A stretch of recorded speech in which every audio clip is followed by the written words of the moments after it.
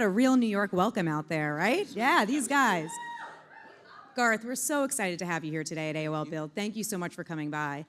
You have so much going on right now. It's unbelievable. Just today, you announced you're having your own channel at Sirius XM Radio. Yeah, they've been very Yes. They've been very cool. We've been talking for about a year. You got to kind of dip your toe in the water by helping them with specials with James Taylor's station, Billy Joel's station. So you got to kind of see firsthand how they treated the individual artists and then how they treat guests on their show. So it was pretty cool. Kind of fell in love from there and then just started. And it's been about a year of talking and planning. And I guess today they announced it. So here we go. Yeah, we're excited to see that. But radio in general, just terrestrial radio in general, has played a big role in your career. Can you talk a little bit about that? Yeah, I mean, you don't have a career without country radio. You just don't. So I love the fact that you're kind of like brothers, and what your job to do is to bring music to the people that allow you to be an artist. And hopefully that music will make them laugh, make them cry, maybe get them through a situation, like music has done for me personally as a fan so many times in my life. So it's a special opportunity to get to work with radio, and I'm hoping that this station with Sirius will also be, like a brother station to country radio and provide them with content as well. Here you are, you're coming back to New York. You're playing 2 shows at Yankee Stadium, the first country music artist to do so at the new stadium. How do you approach a show like that? I don't know. After Central Park, just coming back to New York, what this place has taught me, which is really crazy, and I should never believe it because the second I do, it's all going to fall apart. But they have convinced me that just being myself is okay, which doesn't make any sense to me whatsoever. But they've always treated me like I belong here.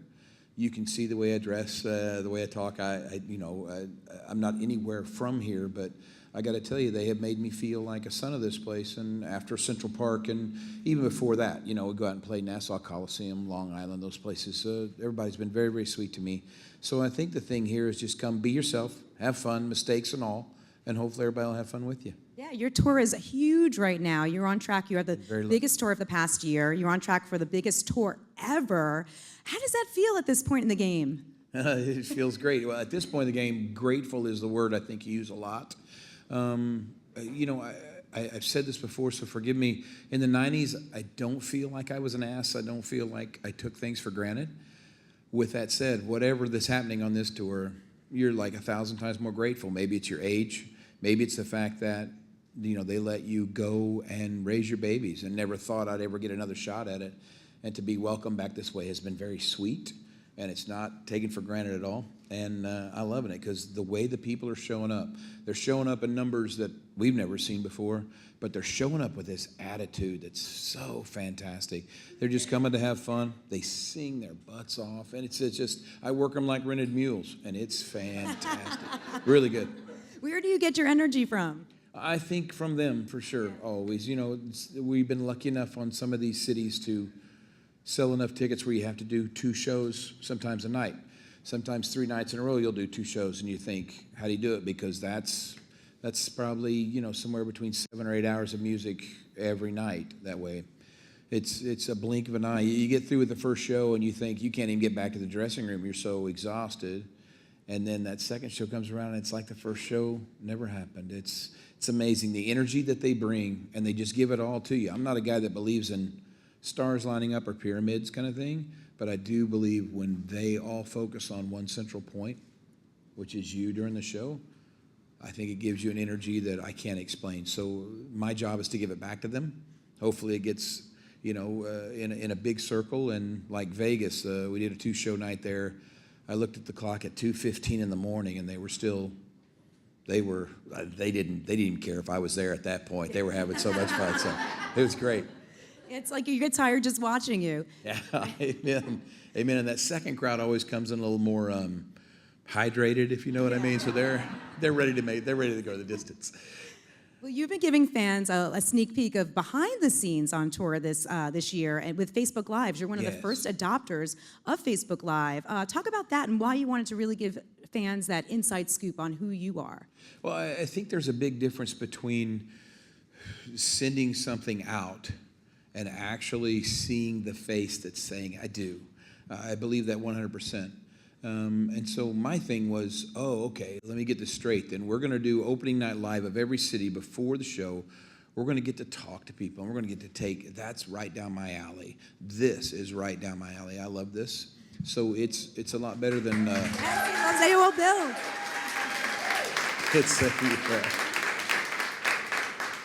It's a ton better than counting your characters and worrying about your grammar kind of thing. Because what you say here, you guys know in a second whether it's sincere or not. So that makes me feel very comfortable. What we found with opening night live, though, as much fun as it was, right when the camera goes off is when all the crazy stuff happens. So what we decided to do was we decided to continue filming opening night live. We'll document it.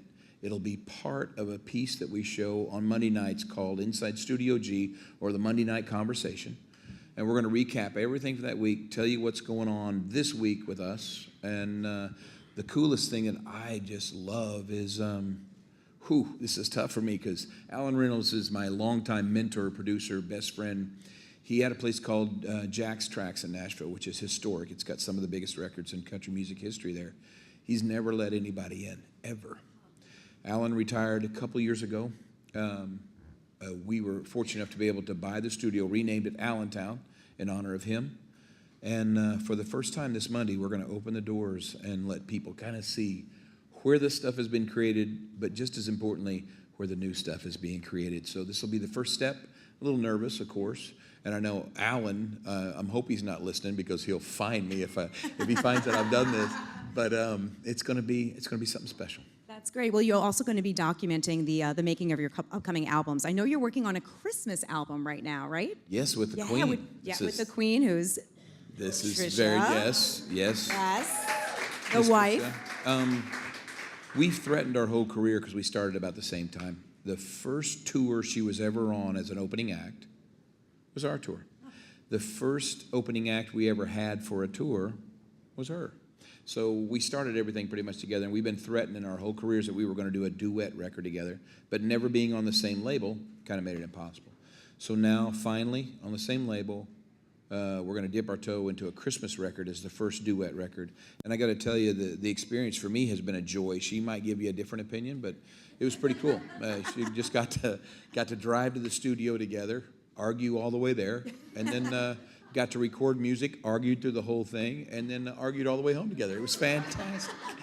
Well, you almost answered my next question, which was like, I know you're touring with Tricia, through the years, but what's it like behind the scenes when you're home and you're not on the road or you're not recording? What do you guys do? It's kind of odd because I will claim I haven't worked since I was 23. The last gig I had was roofing houses. Whatever music is, it's not working for a living. But let's say it's putting hours in. I'm kind of proud of how many hours I can put in this thing. I can't carry her shoelaces. I swear to God, she puts in 26, 28 hours a day. I don't know how she does it, and it just kills me. So when we're home, she's usually doing all the things that being on the road doesn't allow her to do. So she's working on her home furnishing line, or she's working on her, her flatware, cookware, this kind of stuff, writing her books. And she's pretty amazing. Oh, and then, it's like, let's take an example. We fly in from a show. We get in at probably 4:30 in the morning on Monday morning, because we played Sunday night. At 8 a.m., she's in the makeup chair filming her Food Network cooking show. So this is kind of her life. I go home and I'm a blob. I just lay there and don't do anything and lay by the pool with the other husbands, while the wives work, and it's fantastic. But it's really good. So that's kind of our life at home. Well, you deserve the break after all the touring and everything. No, you're very sweet. I tell you what, people, they ask how long will you tour. All I can say is my retiring days are behind me. I never want to retire again. Yes. Hell, you get busier than you've ever been. Garth. And this is nice. I love it. So I'll just go till they throw me out. Yeah, well, we don't want you to retire again. What did you miss most when you were retired? You know what? This is a tough one because, I think what I missed most was just the faces. I missed the faces of the people in the seats. Also missed the faces of the people on stage because these are your brothers that you toured with forever. So getting to get back with them and then seeing the faces that, you saw that fed you when you couldn't afford to feed yourself and housed you, showed up when no one else would. Seeing those faces are sweet, and then know that the person right next to them is someone that wasn't even born yet when you were touring last. So that's a good mix. It's fantastic. We get the best of all worlds out there. You span generations. It's that's very for sure. sweet. They've been very sweet to us. In addition to your Christmas holiday album, you are also working on a studio record. And I know that you kind of put a little pause on it because you weren't happy with the songwriting, right? Why was that? Well, it wasn't that. It was just there's a lot of things going on in our world right now. One, I know this is crazy. I fried my phone down in Brazil, and that phone had everything on it. It didn't back it up. So to start again, and then I think the biggest thing is now being out a year and a half on tour. What I keep hearing from the people that talk to you about music is they want to know, where's the Garth stuff? Where's the stuff you write? And I don't consider myself a writer. I've been lucky enough to write with some great writers. But so I thought that muscle was gone because I hadn't used it in 14, 15 years. And so just kind of put myself in a spot where I made myself write every day, and it's been doing it for about 6 months now. And I got to tell you, it's a joy. Whether it's any good or not, it's not my call; it's their call. Mm-hmm. But we're going to see, because all you're going to get is Garth stuff on this new album coming out. Ready for it, Garth? Do you have a timeline for it? What's that? A timeline? No. One of the things we were also battling, and thank the whole world for all the prayers for Mike Chapman. The heart and soul of our sound since day one, Mike Chapman, the bass player, he's been battling cancer for the last decade or so. He recently passed. So we've been kind of recording when he could. And God, what a warrior, because he'd come in and he'd be just off of chemo, but he wanted to play, and he was so talented. So just fitting around his schedule now, we're about halfway through the record. And so the other half now we see how it sounds, where it goes without Chapman sitting at the helm. So, everything is a blessing is a curse. Everything is a curse is a blessing. So here comes something new for us, which could be either way. And then, we also honor the guy, Mike Chapman, who has been the heart and soul of Garth Brooks music since I moved to Nashville. So this is going to be a very personal record for me in the way that it sounds. So probably thinking this fall. It was supposed to be scheduled last Christmas and then this summer, and now probably it's looking more toward the fall. Well, something to look forward to, and it sounds like it's going to be a very special album. Thank you. If you weren't a musician, singer, what would you be doing? Really? Baseball? Baseball, maybe? I hate this answer. I hate this answer, but it's a Or truth. you hate the question? Yeah, I think I'd be doing time. I really do. Wow. I'm one of those guys that has to have a constant something going inside in front of my face. If not, I get in trouble. I think society would be dealing with me on a different level than they are right now. Well, I guess that's the answer. But Yeah, I'm so sorry. That's it. I was like, oh, is he joking? Yeah, It's for real. I would love to say nuclear physicist, I but know. no. But you did dabble with baseball a little bit, not too long ago. Yeah, it's fantastic. We launched Teammates for Kids, the foundation, that way. The San Diego Padres are sweet enough to actually sign a contract to come play baseball for them. They traded me to the Mets in 2000 for another stunt, which was fantastic. And then I took 2 or 3 years off and then came back and did the Royals in 2004. And I got to tell you, it was most fun, the scariest I've ever been in my life. And those guys were so sweet. And now Teammates is almost 20 years old, and over 4,000 professional athletes have been involved in it. So these guys are doing miracles for children, and I feel very lucky to be a part of that team and get your name as a teammate right alongside with everybody else. Yeah, a really, really great way to give back. You sold 138 million records. It's kind of crazy. It's amazing. And more to come if you release the next record. What do you want your imprint in music to be? What would your legacy, your imprint? I got to tell you, and this is not a statement of humbleness, it's just a statement of honesty. I really don't care if people remember, I really don't care if people remember Garth Brooks, but if people remember the dance, people, remember the change kills me, song, people, loving people. If they remember those messages, we shall be free, you betcha. Yes, I love that. We're about to see you play Yankee Stadium. You played Central Park. Next year will be the 20th anniversary of that huge show. Yes. The biggest show to be played at Central Park, I think, to this day. What do you remember most about that gig? Because I'm sure you have some Central Park? memories. Just being scared, being very scared. It was live TV, so you were scared. I think the thing I remember most crazy was when you do those things, you have to sign all the insurance. There's so many insurance things on there because it's live TV, HBO, everybody makes you sign them. So you have to fill out some questionnaires. So we're going out. The guy goes, I can hear him in my head, 13 minutes to live, 13 minutes. And the band's done the handshake, we're all piling out. And I'm noticing in front of the pile, everyone's either going left or right, which means somebody's standing there, but I can't see him. And when they part, it's my mother. My mom was 5 foot on a good day, right? And she's pissed. And I'm looking, I'm going, what's up, Mom? She goes, cremated? Really? You want to be cremated? It's because she had seen the little questionnaire you had to fill out, right? I said, Mom, probably not a good time to talk about this, you know. Oh, no, we're going to talk. So any pictures you see of me walking toward the stage in Central Park in the document, there she is. And we're walking and we're talking about this. And her last thing was, you just get through this and we'll talk some more. So that's what we did. That was probably the only thing I remember. Everything after that just went white for me. I don't know. I was raised in a town of 17,000 people at the time, and to look out and see that many people was not even fathomable to me, if that's a word.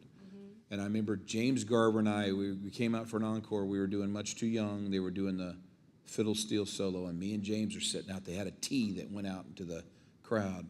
We're standing on that T looking at those people, and he's from Concordia, Kansas, which makes my town look like a metropolis to his, right? And we're both looking there going, have you ever seen this many people? As far as you could see, it was people. The night was gorgeous. The night, if you said, God, can I have this kind of weather? God would go, here, let me show you what you really want. And it was fantastic. And my favorite thing probably after the show, you know, the traffic out between the hospital and Central Park there was they'd close the street off. So the people walking. So the bus could only move as fast as the people walking. So we're all going. There's a mounted policeman to my right. I just slide open the window, and me and him are talking. And my favorite thing, I said, you guys have a hard night tonight? He goes, are you kidding me? I said, how many arrests did you have? Go ahead, tell me. He goes, the last I heard, 2. 2 in Central Park. Huh. Wow. With that many people in there? Yeah, That's. I'll tell you what. I'll put the people that come up to see Garth Brooks against any crowd or any fan there is out there. It's a dream to get to play for these people. It is. And in New York, you should do it again for the 20th anniversary. That would be nice. Bring it Let me back. get through Yankee Stadium without having a heart We'll attack. get through Yankee Stadium, then we'll do it. Do you have a philosophy of life that you live by? Do I have a philosophy that I live by? Yeah. No, but I've got one that I preach. Okay, let's bring it. Maybe we can learn something or a thing or two. It's just, golly, man, just be kind. You know? That's easy. It is so hard. And so what if you're 2 seconds later than you were without being kind? You know? There's a movie, I can't remember what the name of the movie is. Somebody will get it. This guy's got a closet in his house. And you stand in it and you go back in time, and he's doing this speech at his boy's wedding. And he's trying to do the toast. And he's trying to find that right word to describe the person you want to be with. And he does it 7 or 8 times. And finally, the word he comes up with at the end is just be with someone who is kind. And I think that's it. Just to love one another was a thing that I would want to do. You know, it's a thing that it's a thing you can't stop doing. I got a cowboy buddy. The reason I introduced this way because you'd never think a cowboy would say this. The bottom of his emails, it always says, if love doesn't work, don't try anything else. Oh, that's good. Hey. So that's kind of the thing I like. There are a lot of young and up-and-coming musicians that might look to you or other, country singers for, guidance or advice. What advice would you give someone who's just, starting out? Well, business-wise, everything's changed, so I don't think my advice stands anymore because what the business was when I was starting and what it is now with them. Music-wise, always sincerity. That's all it's all about. Alan Reynolds gave me the best piece of advice. I remember signing to him I remember sitting in the very first song we cut was Not Counting You. And I remember this voice coming out of me, and he stops the session and goes, hey, can I speak to you? And I said, yeah. He goes, who the hell is this, right? And I said, well, I'm thinking a mix between George Strait and, so he goes, look, there's already one George Strait. He says, you're not going to be him better than he is. He says, do me a favor, just be yourself. That way, if you hit, there'll be nobody like you. And it says, if you don't, at least you go down being true to yourself, which is who you have to live with the rest of your life. Greatest piece of advice I ever got. Just be yourself. And for some crazy reason, they'll let you. Yeah, they do. Thank you so much. Yeah.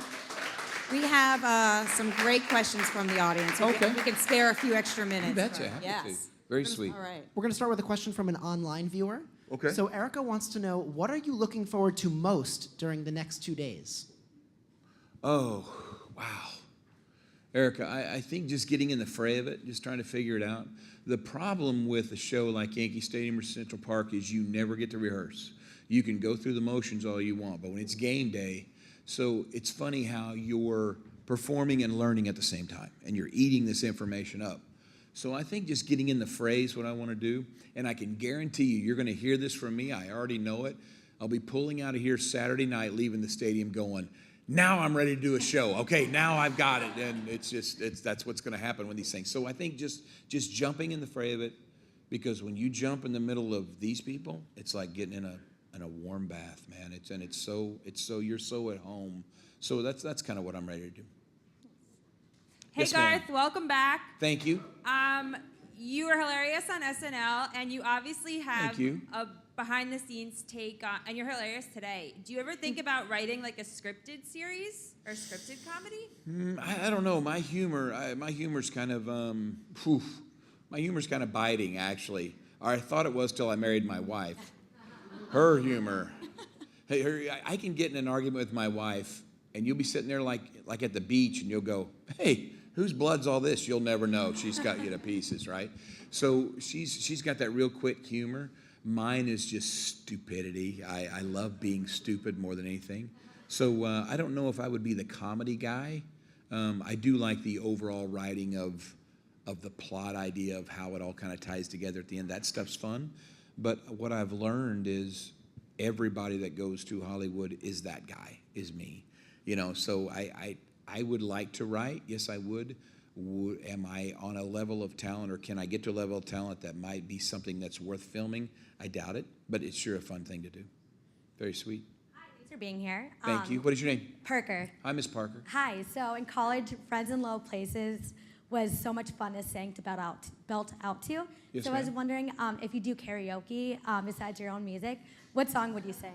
Yes. First Parker, college wasn't that long ago for you, was it? No, I didn't think so. I think, I don't know. It would be something, I know it'd be something shy, something you wouldn't think, something kind of low, like, first I was afraid, I was petrified, that kind of thing. No, but that'd probably be it, actually. Because I know that's my wife's favorite one to do as well. She does imitations. You get two bottles, excuse me. You get 2 glasses of wine in her, and she does every impersonation that's possible. So. 2 bottles. Who 2 knows? bottles. You have to carry her out of the place then. Yeah. Hi, Garth. How are you? Hi, I'm Andy. Hi, Miss Andy. Nice to meet you. Thank you. Nice to meet So you. you are so inspiring, whether it's your music, the songs that you sing, to bring the woman that had the chemo sign in Minneapolis, and the kindness and the inspiration that you bring to others is amazing. Very sweet. So I was just wondering, what do you do to get inspired, and how do you how do you get creative and get inspired? I think you get inspired by watching people. I really do. I so wish that we could come out with something that was like a CNN, but just only good news. But there are so many things. Annie, before you were born, there was a movie called Oh God with George Burns, okay? And this little kid gets to talk to God. They're walking down this hall. And she gets to ask the question we all would ask God. Why do children have to die? That was the thing. And what she was asking was, why is there bad things in the world? And God looks at her and says, ever seen a top without a bottom? She goes, no. She goes, well, you can't have good without bad, or you don't recognize either one without the other. So what you find in all this story of tragedy, you're going to find the good. You're going to find those people very much, that sacrificed their lives in this tragedy so someone else could live. Those stories right there, those get me up, they get me going. I got to tell you, music does it for me. Music kills me when it comes to inspiration. And, it's funny, on these teammates thing, we have these camps in every city. And they learn these 5 words of wisdom. They call them wow. But one of those 5 words is attitude. And what I love is when the coach sits up there and goes, there's only one thing you can control every morning in this whole world. Only one thing. That's your own attitude. You're either going to wake up and go, you know what, these bastards are going to win today, or you're going to wake up and go, I feel sorry for these bastards because they're not going to win today. I'm going to be in a good mood, and I'm going to go out. And I got to tell you, just passing somebody in a car or truck and seeing them laughing to something, they might be in it by themselves, they might be talking to something, but see them laughing, see that smile, makes my whole day just kind of brighten up. So I think you can find inspiration everywhere. I think the question you have to ask yourself is, if you're not inspired, are you truly looking for it? Is that fair? Hello. Very much. Hi. Thank you so much for coming. What is your name? Jennifer. Hi, Miss Jennifer. How come you're standing? Did they push This you is where there? the cool people stand. Yes, ma'am. With my imaginary beer, listening I to like country it. music. So places like New York City that are not really known to jam out to country music, is there another place that you would like to go travel to perform, to give music that we all love to listen to another chance, like New York City? And then also, before you go on stage, do you have a certain routine that you do before that spotlight hits your face? Yeah, I mean, so let's address the first thing. Ireland, I'd love to go back to Ireland. We tried to go back to Ireland, and they wouldn't let us. But so yeah, those things are great. If you talk about a place you've never played that you want to play, I don't know why, but ever since I saw Billy Joel's live in Leningrad, Russia or Moscow was a place I've always wanted to play. I don't know if they even know who Garth Brooks is there, and I don't even know how the music would translate. But that's one of those places you'd want to do. I have never got to play Asia at all. And then the places I want to play because I've been there, Australia, all the places in Australia. New Zealand was fantastic. Germany was fantastic. I've never got to play France, again, because I just don't know how this stuff would translate. So you never want to bother people with your stuff, And then as far as a routine, what you do, I know this is odd, but Miss Sherwood shares the same routine as I do. You just try and stay as busy as you can. So you break your routine up, do everything you can. Make sure you're late doing something as you're going to the show, because if you have time to think about it, you get really just stupidly nervous. You really do. And your whole body just starts to shut down. I remember the opening night in Chicago, when you were scared to death no one was going to show up, and then scared to death that they did. And I remember just looking at each other, me and Miss Sherwood, and both of us were just pasty. I mean, we're pasty white anyway, but we were just looking at each other and said, why are we both so scared? I don't know, but scared to death. So you just keep yourself as busy as you can. I think it's a whole thing that you don't want to disappoint people, and you don't know why they're there anyway. I mean, does that make sense? If you don't, when people go, why do you get so nervous before you go on? The answer is this, and I know it's not simple. I don't know why you show up. I have no idea. There are people 1,000 times prettier, better voices, better songs, all this stuff, can dance. I don't understand why you do. So when you don't understand why something happens, you're not sure it's going to happen the next time, right? So that's always a scared thing. So like I would say to the very first question from Erica here, what am I looking most forward to is that first 2 or 3 seconds to get in it and go, oh, they're going to let me do this tonight. And if you let me do it, it's the worst mistake you're ever going to make, because then I'm going to have the most fun between the two of us for sure. Well, thank you so much for your questions, and we hope you keep doing it forever, Garth. What's that? We hope you keep doing this forever. Oh, very sweet, very sweet. Thank you for this. I know you have to run. You have to run up to Yankee Stadium to do some rehearsing, right? Yes. So you got to go, and We got to zip out. What happens to these? I mean, what happens to this situation? Are we going to be in your way if we stay here for a minute? Oh, yeah, no. I Okay, mean, because I know we have interviews and stuff, but Yeah. I know some of you have been here since 9. They've got a strict schedule over with sound and stuff over at the stadium, so we've got to run. But if you guys want to do some quick selfies, we'll try and get them before we do some stuff all here. right. Well, thank you so much. Thank you, guys. Thank you. So Thank you.